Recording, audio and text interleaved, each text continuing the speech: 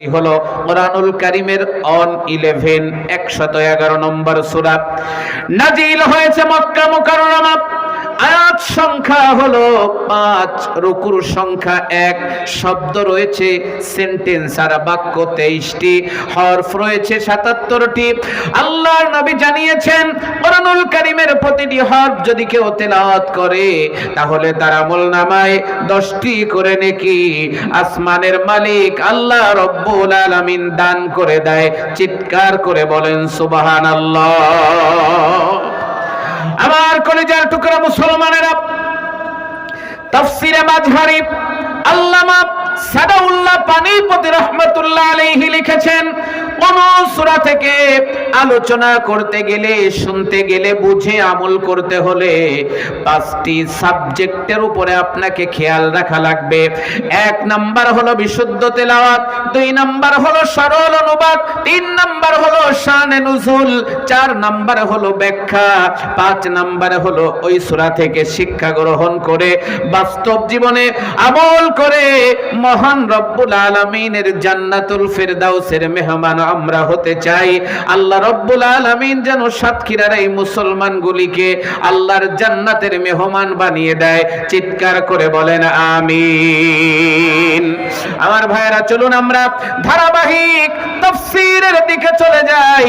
আল্লাহ রব্বুল আলামিন বলছেন, তাব্বাত ইয়াদা আবি লাহাবি ওয়া তাব, ধ্বংস হোক আবু লাহাবের 2 হাত, ধ্বংস হোক আবু লাহাব নিজেও।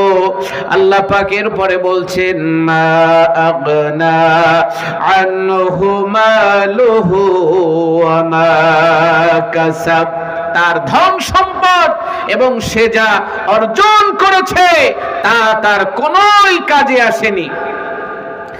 সায়াসলা নারান যাতা লাহাব, অচিরেই সে শিখা বিশিষ্ট জাহান্নামের অগ্নিকুণ্ডে নিক্ষিপ্ত হবে। আমরাতুহু হাম্মালাতাল হাতাব, এবং তার স্ত্রীও যে ছিল ইন্ধন বহনকারিণী। ফি জিদিহা হাবলুম মিন মাসাদ, এবং তার গলায় শক্ত পাকানো রশি বাঁধা থাকবে। আমার ভাইরা, আমরা তেলাওয়াত এবং কানেক্টেড সরল অনুবাদটা আমরা শুনে নিলাম। এবার চলুন কলিজার টুকরা সাতক্ষীরার প্রাণ প্রিয় মুসলমানেরা, আমরা চলুন শানে নুজুলের দিকে চলে যাই। তাফসীরে কুরতুবী, এই কিতাবের ভিতরে ইমাম কুরতুবী রাহমাতুল্লাহ আলাইহি লিখেছেন, সূরা লাহাবের শানে নুজুল বর্ণনা করতে গিয়ে বুখারী শরীফের 4770 নম্বর হাদিস খানা দলিল হিসাবে পেশ করেছেন। কলিজার টুকরা মুসলমানেরা, রাসূলের বিখ্যাত সাহাবী ইবনে আব্বাস রাদিয়াল্লাহু তাআলা আনহু বলেন, লাম্মা নাযালাত ওয়া আনজির আশীরাতাকাল আকরাবিন।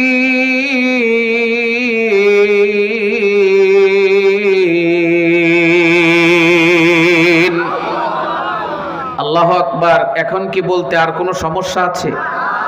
বিপ্লব কুমার দাস, যিনি ঢাকার ক্যাপিটাল সিটিতে দাঁড়িয়ে বলেছিলেন, তিনি নারায়ে তাকবীর আর আল্লাহু আকবার এটা জামাত আর শিবিরের স্লোগান, এজন্য আমাদের কোনো দুঃখ নাই। তাহলে ওদের স্লোগান তখন ছিল জয় বাংলার স্লোগান। জোরে বলেন ঠিক না বেঠিক? তাকবীর দিলে কি আমাদের লস না লাভ? রব্বাকা ফাকাব্বির, this is my order, so follow. তোমরা তোমাদের রবের নামে তাকবীর দাও। আমার ভাইয়েরা, এ আল্লাহু আকবারের আওয়াজ দিয়ে বদরের প্রান্তরে 313 জন আর ঘরে ফিরে যাব না, রাসূলের নেতৃত্বে শহীদ হয়ে যাব। ইসলাম যদি থাকে আমরা থাকবো, ইসলাম থাকবে না আমরাও থাকবো না। আমার ভাইয়েরা, এই প্রতিজ্ঞা করে 313 জন 1000 সশস্ত্র কাফেরের বিরুদ্ধে লড়তে দেরি হয়েছে, বিজয় আসতে দেরি হয় নাই। এ আল্লাহু আকবারের আওয়াজ দিয়ে তারেক বিন জিয়াদের নেতৃত্বে ভূমধ্যসাগর পাড়ি দিয়ে আজকের ইউরোপ আর স্পেন 750 বছর মুসলমানেরা শাসন করেছে। এ আল্লাহু আকবারের আওয়াজ দিয়ে দিল্লির লাল কেল্লা মুসলমানেরা 700 বছর শাসন করেছে। এ আল্লাহু আকবারের আওয়াজ দিয়ে দজলার খরস্রোত পাড়ি দিয়ে আফ্রিকায় মুসলমানেরা কোরআনের দাওয়াত দিয়েছে। আল্লাহু আকবারের আওয়াজ দিয়ে ওমর বিন খাত্তাবের নেতৃত্বে অর্ধ পৃথিবী মুসলমানেরা শাসন করেছে। এই জন্য আল্লাহর নামের তাকবীর মুসলমানদের জবানে থাকা দরকার। চিৎকার করে বলেন আছে না নাই? আওয়াজ দিয়ে বলেন আছে না নাই? আমার ভাইরা, রাসূলের উপরে আয়াতে কারিমা নাজিল হলো وأنذر عشيرتك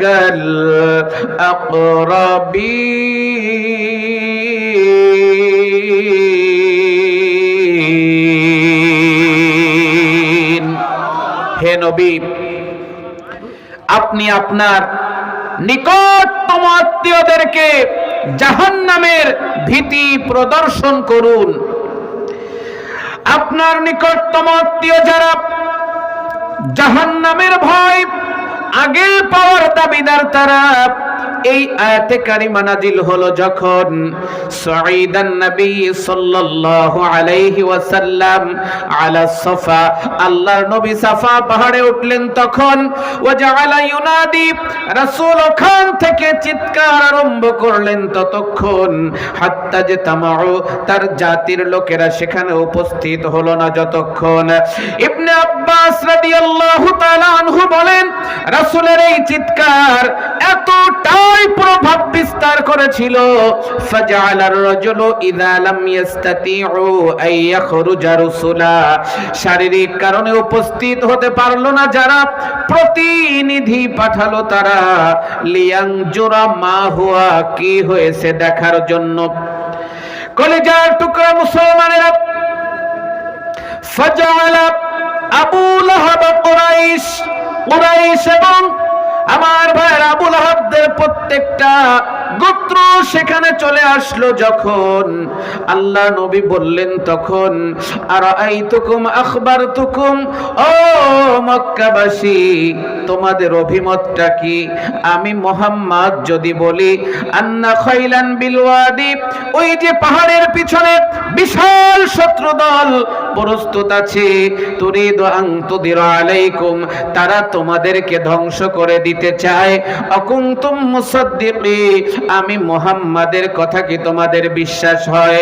বিশ্ব নবী একথা বললেন যখন, আমার ভাইরা গোটা কাফেররা জবাব দিল তখন, ক্বালু নাআম, অবশ্যই বিশ্বাস হয়, বিশ্বাস না করার মতো কোনো কারণ নাই।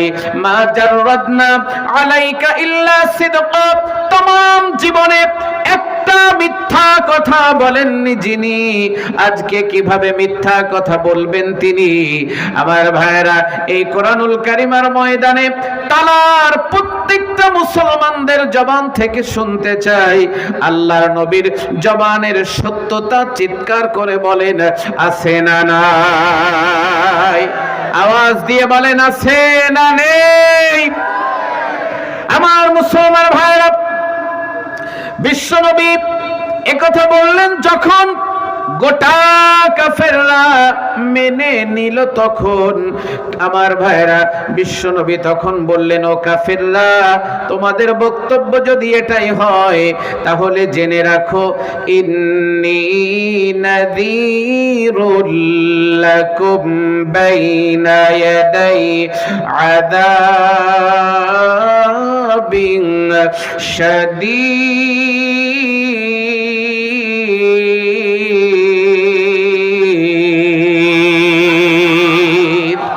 আল্লাহ রাসূল বললেন, আমি তোমাদের জন্য জাহান্নামের ভীতি প্রদর্শনকারী রূপে আমি এসেছি। আল্লাহর নবী কথা বললেন যখন গোটা কাফেরের গোষ্ঠী মাথা নিচু করে দিল, তখন কিন্তু মাথা উঁচু রাখলো যিনি, পৃথিবীর নাম্বার 1 বেয়াদব তিনি, নাম তার আবু লাহাব। আমার ভাইরা, আবু লাহাবের সারা জীবনের স্লোগান ছিল মুসলমানদের বিরুদ্ধে খেলা হবে। কিন্তু আবু লাহাবের উপরে গজব নাজিল করেছেন যিনি, চিৎকার করে বলেন কে তিনি? আমার ভাইরা, জালেমরা যখন জুলুমের মাত্রা বাড়িয়ে দেয়, আল্লাহর গজব জোরে বলা লাগবে আছে না নাই? আমার মুসলমান ভাইরা, ওবায়দুল কাদের কাকা যিনি প্রত্যেকটা মঞ্চে উঠে বলতেন তিনি, মাল তো রিজেক্ট মাল, পার্স পাতি কিছুই ভালো ছিল না। এই মাল প্রতিটা স্টেজে উঠে বলতো খেলা হবে, উনি খেলবে মুসলমানদের বিরুদ্ধে। এরপরে বলতো মাঠও আমাদের, প্লেয়ার যা আছে তাও আমাদের, আর রেফারি যারা বাঁশি ফু দেবে ওরাও আমাদের, অর্থাৎ বাঁশি বুশি যা দেবে আমাদের পক্ষেই দেবে। অতএব আমরা স্বৈরাচার মাঠে ময়দানে খেলা হবে। আর আসল খেলা এখন শুরু হয়ে গেছে, আর কাদের কাকাকে খুঁজে পাওয়া যাচ্ছে না। জোরে বলেন ঠিক না বেঠিক? আমার ভাইরা, স্বৈরাচার পালিয়েছে, শুধু পালায় নাই, পালানোর জন্য রূপ পরিবর্তন করে। আমার ভাইয়েরা, দরবেশ বাবা যিনি রূপ পরিবর্তন করে দাড়ি কেটে নৌকায় উঠে পালিয়ে যাচ্ছিলেন তিনি, দুইটা মাঝি প্রথমে দেখলো। এক মাঝি ডাক দিয়ে বলল, ভাই এই মাল তো টিভির ভিতরে দেখা যায়, এই মাল কি আসল মাল? বলেন না, এ মালের তো দাড়ি নেই, ওই মালের তো দাড়ি আছে, মাল তো দরবেশ বাবা। বলেন না, মনে হয় দাড়ি কেটে মাল পালিয়ে যাচ্ছে। তারা বুঝতে পারলো যখন, আমার ভাইয়েরা, পুলিশ দিয়ে ঘাড় চেপে ধরলো, তখন আমার আল্লাহ ছেড়ে দেয় কিন্তু ছাড় দেয় না। আল্লাহর বিচার ও তালার কলিজার টুকরা মুসলমানেরা জবানের সাথে জবান মিলিয়ে বলেন আল্লাহর বিচার জোরে বলা লাগবে আছে না নাই? নমরুদকে একটা ল্যাংড়া মশা দিয়ে বিদায় করে দিলেন। ফেরাউনকে ইঁদুরের মতো চুবিয়ে চুবিয়ে মারলেন। কারুনকে থাপ্পড় মেরে মাটির নিচে গেড়ে দিলেন। ভুষের গালে জুতার বাড়ি মারলেন। যেই 2 পিস জুতা ভুষের গালে মারলো, দাম হলো মাত্র 12 কোটি টাকা। জালেমের গায়ে যদি জুতা দিয়ে বাড়ি দেওয়া হয়, জুতার দাম বেড়ে যায়। আমার ভাইরা, ফ্রান্সের ইমানুয়েল ম্যাক্রন যিনি কাম চল যাতা থাপ্পড় খেলেন, তিনি বাংলাদেশের টাকলা মুরাদ কাকা আলেমদের বিরুদ্ধে কথা বলে ফ্যানের নিচে শুয়ে থাকলো। যখন ফেরেশতা এসে ফ্যানের নাটটা লুজ করে দিল, তখন টাকের উপরে এসে টাস করে ফ্যান পড়লো, 11টা সেলাই লাগলো। আমার ভাইরা, বিচারপতি শামসুদ্দিন মানিক যিনি 2টা বিচির 1টা বিচি হারিয়ে ফেলেছেন তিনি। আমার ভাইরা, জোরে বলেন ঠিক না বেঠিক? এরপরে আল্লামা রফিকুল ইসলাম মাদানী হাতির ঝিলে নিয়ে গেল রাতের বেলা। হাউন আঙ্কেলের নির্দেশে ল্যাংটা করে ক্যামেরায় ছবি তোলা হলো। হাউন আঙ্কেলের 3 ইঞ্চি মেশিনের সাইজ আল্লাহ রাব্বুল আলামিন ভাইরাল করে দিলেন সবার মোবাইলে। এখন হারুন আঙ্কেলের 3 ইঞ্চি মেশিন ঘুরে বেড়াচ্ছে। জোরে বলেন ঠিক না বেঠিক? আল্লাহর বিচার জোরে বলা লাগবে আছে না? আমার আল্লাহ বুড়ো হয়ে গেছে। জোরে বলেন আছে না নাই? আমার মুসলমান ভাইরা, ভালো করে লক্ষ্য করেন, আল্লাহ রাব্বুল আলামিন বলছেন ইন্নাল্লাযীনা ফাতানুল মুমিনিনা ওয়াল মুমিনাতি সুম্মা লাম ইয়াতুবু ফালাহুম আযাবু জাহান্নাম ওয়া লাহুম আযাবুল হারিক।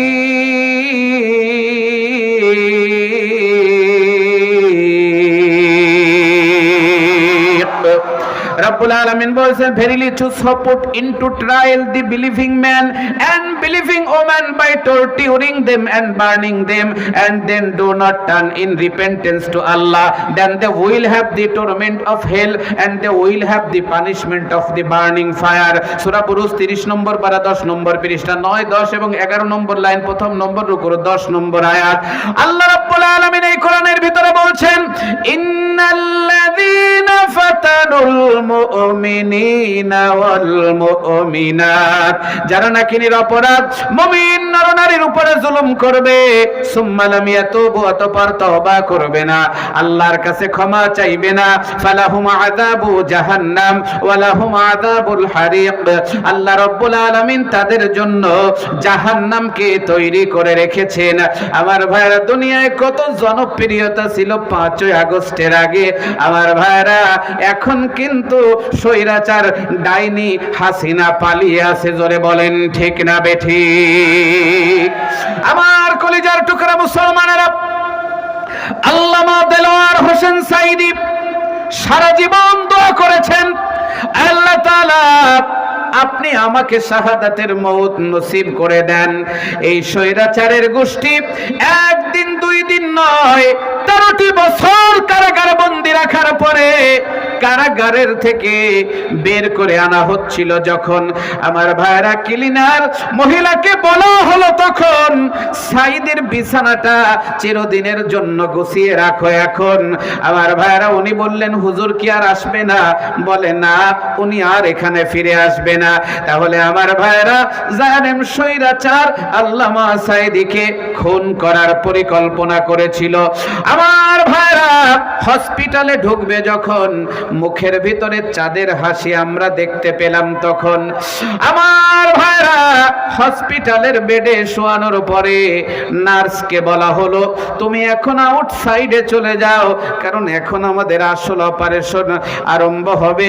আমার ভাইরা নার্স পালিয়ে থাকলো, পর্দার আড়াল থেকে দেখতে পেল আল্লামা সাঈদীর নাভির কাছে একটা বিষাক্ত ইনজেকশন ঢুকিয়ে দিল, আর 3 বার আল্লাহু আকবার বলে আকাশের দিকে তাকিয়ে বলল, আল্লাহ আমার এই মৃত্যুর মাধ্যমে তুমি স্বৈরাচারকে দিল্লিতে পাঠিয়ে দাও। আল্লাহ আমার একটা কথার কারণে ছোট ছোট বাংলার আবাবিল পাখি সাইদার মুগ্ধদের রক্তের বিনিময়ে আমার ভাইরা ডাইনি আর খুনি হাসিনা দিল্লির বয়ফ্রেন্ডের কাছে গিয়ে এখন বাদাম খেয়ে বেড়াচ্ছে। জোরে বলেন ঠিক না বেঠিক? আমার ভাইরা এই দেশে দাবি করা হতো 2 জন সিংহ পুরুষ, 1 নম্বর আল্লামা দেলোয়ার হোসেন সাঈদী, আরেকজন হচ্ছে শেখ মুজিবুর রহমান। 2 জনের জানাজার দিকে যদি তাকান, একজনের জানাজায় মাত্র 7 জন মানুষ, আর একজনের জানাজায় লক্ষ লক্ষ মানুষ তো দূরের কথা, আল্লাহর রহমতের ফেরেশতাও জোরে বলা লাগবে আছে না নাই? এই কোরআনের সঙ্গে থাকে যারা থাকে, এই কোরআন কালিমাতুল্লাহি হিয়াল উলিয়া, কোরআন কি বাহার, কোরআন কি দরিয়া, কোরআনের সঙ্গে যারা থাকে ওদের ইজ্জত আর সম্মান বাড়িয়ে দেয় যিনি, চিৎকার করে বলেন কে তিনি? আমার ভাইয়েরা, আমাকে হত্যা করার পরিকল্পনা করা হলো। সরুলিয়ার মাহফিল থেকে আমি গাড়িতে উঠে গেলাম, সামনের সিটে বসা, আমি নাম জানি না, তবে এতটুকু বলতে পারি যে ওর জন্মের ঠিক নাই, মা একজন ঠিকই আছে কিন্তু বাবার কোনো ঠিক নাই, পিতৃ পরিচয়হীন আর অবৈধ যারো সন্তান। জোরে বলেন ঠিক না বেঠিক? পিছনের ছিটে বসে আমার ভাইয়েরা আমার কলারটা পর্যন্ত ধরে মা বাপ তুলে গালাগালি করে জামা ছিঁড়ে ফেললো। আমার ভাইয়েরা কালের আবর্তনে, বাতাসের পরিবর্তনে আমি আবার এসেছি তলার ময়দানে, যার সন্তানদেরকে এখন আর খুঁজে পাওয়া যাচ্ছে না। জোরে বলেন ঠিক না বেঠিক? আমার মুসলমান ভাইয়েরা, কারণ এই কোরআন ছিল, কোরআন আছে, কোরআন থাকবে, কোরআনকে কেউ ধ্বংস করতে পারবে না। কোরআনের সঙ্গে যারা থাকবে জিরো থেকে আমার আল্লাহ হিরো বানিয়ে দিবে, আর কোরআনের বিপক্ষে যারা যাবে ওদের মরার পরে মানুষ তো দূরের কথা, ওদের জানাজা কুকুরেও পড়বে না। জোরে বলেন ঠিক না বেঠিক? আমি আলোচনা করতে গিয়ে বলি, একজন অজ্ঞাতনামা মহিলার লাশ পাওয়া গেল রাস্তার কিনারে, উদ্ধার করে এলাকার লোকেরা ইমাম সাহেবের কাছে হ্যান্ড ওভার করলো। যখন ইমাম সাহেব শরিয়াত ঘাটাঘাটি করে একটা মহিলা দলের কাছে হ্যান্ড ওভার করলো, তখন কাফন দাও, গোসল করাও, কবরে রাখো। মুসলিম মায়েরা গোসল করাতে যাবে, মাথার ভিতরে বড় একটা সিঁদুর টানা। এটা মুসলমানের কাজ না, এটা হলো মালায়নের কাজ। মুসলিম মায়েরা বলে আল্লাহু আকবার, আল্লাহু আকবার। এই যে মালায়নের বাচ্চা, মালায়ন, একে তো কবরে নেওয়া যাবে না, হিন্দুদের কাছে দাও। হ্যান্ড ওভার করা হলো। যখন হাতের ভিতরে হাজারে দানা তসবি দেখতে পেল, তখন এখন হিন্দু মায়েরা বলে রাম রাম রাম। এই যে মুসলমানের বাচ্চা, মুসলমান। এখন হিন্দুরাও নেয় না শ্মশানে, মুসলমান নেয় না কবরে। আমার ভাইরা, আমার দেশের স্বৈরাচার খুনি রক্তচোষা যিনি, উনি ভারতে গিয়ে আমার ভাইরা দিল্লির ওই চামড়া ঘোষানো মোদির হাতে, যিনি গরুর পায়খানাকে পায়েস মনে করে খায়, প্রসাবকে ম্যাঙ্গো জুস মনে করে খায়, আর মুসলমানদের রক্তের উপর দিয়ে হাত রঞ্জিত করে, ওই চামড়া ঘোষানো মোদি ওই বয়ফ্রেন্ডের হাতে কি কায়দা করে চুমো খায়, আর হিন্দুদের মন্দিরে গিয়ে মিশে যায়। আবার সৌদি আরবে গিয়ে সাফা মারওয়া পাহাড়ের পাশে বসে সাই করে উমরা করে গোমরা হয়ে মাথায় ঘুমটা দিয়ে আমার ভাইরা ফিরাউনের উত্তরসূরি রূপ ধারণ করে ইসলামের 12টা বাজায়। আল্লাহর কসম করে বলে, আমার মনে হয় মরার পরে শ্মশানও গ্রহণ করবে না, কবরেও গ্রহণ করবে না। মুসলমান নিবে না কবরে, হিন্দুরা নেবে না শ্মশানে। চাচি যাবে কোনখানে? দেখবে বাংলার জনগণে। জোরে বলেন ঠিক না বেঠিক? আপনাদের কি কষ্ট হয়ে যাচ্ছে? আমার মুসলমানেরা ভালো করে লক্ষ্য করেন। Come to my point. আল্লাহর নবী, বিশ্ব নবী বললেন, ইন্নী নাযীরুল লাকুম বাইনা ইয়াদাই আযাবিন শাদীদ।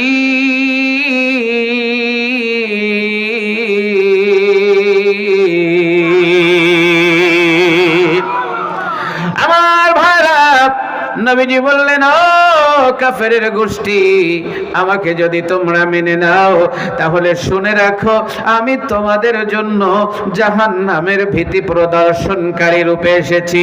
বিশ্ব নবী একথা বললেন যখন গোটা কাফেররা মাথা নিচু করে দিল, তখন কিন্তু মাথা উঁচু রাখলো যিনি, পৃথিবীর নাম্বার 1 বেয়াদব, তিনি, নাম হলো তার আবু লাহাব। আমার ভাইরা, আর কেউ মাথা উঁচু করলো না।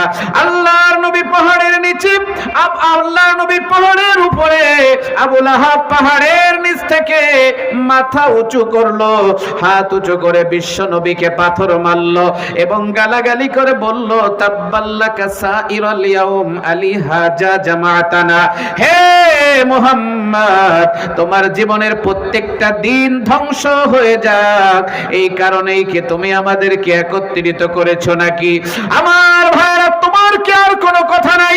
আল্লাহর কথা, রাসূলের কথা, জান্নাতের কথা, জাহান্নামের কথা, নীতির কথা, নৈতিকতার কথা, পৃথিবীতে আল্লাহর কথা মেনে চলা ছাড়া আর কি কোনো কথা নাই তোমার কাছে? অতএব বোঝা গেল, আবু লাহাবদের কাছে আল্লাহর কথার কোনো মর্যাদা নাই, রাসূলের কথার কোনো মর্যাদা নাই, ইসলামের কথার কোনো মর্যাদা নাই, কোরআনের কথার কোনো মর্যাদা নাই। ওদের কাছে আল্লাহর কোরআনের কথার চাইতে যাত্রার প্যান্ডেল আর পুতুল নাচের মর্যাদা অনেক বেশি। বিশ্বাস করো তালার মুসলমানেরা, আজকে এই মুহূর্তে 2 টাকার নর্তকী যিনি, বেশ্যা বেয়াদব মমতাজ গজবতুল্লাহ হলেন তিনি। আমার ভাইয়েরা, উনি যদি আজকে এখানে দাঁড়িয়ে নাকের দুল, কানের ফুল, গলার মালা, হাতের বালা, পায়ের নূপুর, কানের ঝুমকা, লিপ লাইনার, মাস্কারা, আস্কারা, আইলিনার, কপালের টিপ, আল্লাহর টুকটুকে শাড়ি আর পেন্সিল শু পরে তলপেট ডান সাইড বের করে দিয়ে যদি কোমর দোলানি দিত, 80 বছরের বুড়োর শরীরে 20 বছরের যৌবনের পাওয়ার চলে আসে, যৌবন ওনারে ঝাঁকাঝাঁকি করত, সামনে আসার জন্য ঠেলাঠেলি আরম্ভ হয়ে যেত। চিৎকার করে বলেন ঠিক না বেঠিক? আমার মুসলমান ভাইরা, ভালো করে লক্ষ্য করেন, নবীজি মনটা খারাপ করে ফেললেন। আমার ভাইরা, আল্লাহ পাক ডাক দিয়ে বললেন, জিবরাইল আর করো না দেরি, চলে যাও তাড়াতাড়ি। আবু লাহাবের মুখটা ব্যস্ত আমার নবীর ধ্বংস কামনায়, হাত দিয়ে আমার নবীকে পাথর মারতে চায়। আমি আল্লাহর কি আর সহ্য হয়? জিবরাইল আমার নবীকে জানিয়ে দাও, একটা দিনও আমার নবীর জীবনের ধ্বংস হবে না, বরং যে আমার নবীকে অভিশাপ দিয়েছে আমি আল্লাহ নিজেই তাকে অভিশাপ দিলাম। তাব্বাত ইয়াদা আবি লাহাবি ওয়া তাব, ধ্বংস হোক আবু লাহাবের দুই হাত, ধ্বংস হোক আবু লাহাব নিজেও। কলিজার টুকরা সংগ্রামী আমার ভাইরা, ওইখানে অনেকে আছেন কারাবরণকারী, স্বৈরাচার আয়না ঘর বানিয়ে আমাদেরকে আয়না ঘরে রেখে জুলুম নির্যাতন করেছে। আমার বাংলা মায়ের সন্তানেরা যেই বোতলে প্রসাব করেছে ওই বোতলেই পানি খেয়েছে। আমার ভাইরা, জুলুম আর অত্যাচারের মাত্রা বেড়ে গেল যখন, স্বৈরাচারকে দিল্লিতে আমার আল্লাহ পাচার করে দিলেন, তখন আল্লাহর ক্ষমতা জোরে বলা লাগবে আছে না নেই? আমার কলিজার টুকরা মুসলমানেরা, আল্লাহ রাব্বুল আলামিন বলেন, আমি আল্লাহ নিজেই তাকে অভিশাপ দিলাম। আমার ভাইয়েরা, আমি একটি বিশুদ্ধ পিওর অ্যান্ড সলিড হাদিস দিয়ে সূরা লাহাবের, এই কোরআনুল কারীমের সূরাতুল লাহাবের শানে নুজুলটা বর্ণনা করে ফেলেছি। এখন যদি সামান্য একটু সময় আপনারা আমাকে দেন, যদি একটু অনুমতি পাই, একটু সামনের দিকে অগ্রসর হতে চাই, আল্লাহর কোরআন শোনার মতো মন মানসিকতা সাতক্ষীরার সংগ্রামী আল্লাহর জান্নাতের মেহমানেরা আমাদের সবার ভিতরে জোরে বলা লাগবে আছে না নেই? আমার ভাইরা, আপনারা কি থাকবেন না ভাগবেন বলেন তো? ভাগবেন কারা কারা? হাত তোলেন। আমরা কিছু লোক হাত তুলেছে আন্দাজে, কিন্তু হাত আমার আল্লাহ দেখে না, অন্তরের খবর আল্লাহ পাকের কাছে। জোরে বলা লাগবে আছে না নাই? আওয়াজ দিয়ে বলেন আছে না নাই? আমার মুসলমান ভাইরা, কিছু বিষয় আমাদেরকে ক্লিয়ার হওয়া লাগবে। আমাদের জাতির পিতা যিনি, ইব্রাহিম আলাইহিস সালাতু ওয়াস সালাম হচ্ছেন তিনি। আমাদের জাতির পিতা ইব্রাহিমকে আমরা মানি, অন্য কেউ মুসলমানের জাতির পিতা হতে পারে না। জোরে বলেন ঠিক না বেঠিক? আপনারা বলুন জাতির পিতা কে? সবাই বলেন জাতির পিতা ইব্রাহিম। সবাই বলেন জাতির পিতা ইব্রাহিম। শেখ মুজিব ঘোড়ার ডিম। কথা কি ক্লিয়ার না ভেজাল আছে? জাতির পিতা ইব্রাহিম, শেখ মুজিব ঘোড়ার ডিম। কথা ক্লিয়ার না? আপনি যদি মুসলমানের বাচ্চা হন, ইমাম যদি সাচ্চা হয়, ইব্রাহিমকে মেনে নেওয়া লাগবে, এই ঘোড়ার ডিমের মুজিবারকে মানা যাবে না। জোরে বলেন ঠিক না বেঠিক? আমার কলিজার টুকরা মুসলমানেরা, আমার এই কথাগুলি শোনার পরে হয়তো অনেকের কানে ভালো লাগবে না। এখানে যদি ময়দানে মাত্র 5 জন লোক থাকে, ওই মাল হলো সলিড মাল, ওই 5টাকে নিয়ে এই কথা বলবো। ভেজাল মাল আর মুজিববাদের দালাল আমার কোনো দরকার নেই, কারণ সঠিক মুসলমানদেরকে নিয়েই কোরআনের ময়দানে কথা বলা লাগবে। জোরে বলেন ঠিক না বেঠিক? আমার মুসলমান ভাইয়েরা, চলুন আমরা সূরাতুল লাহাবের তাফসীরের ভিতরে ঢুকে যাই।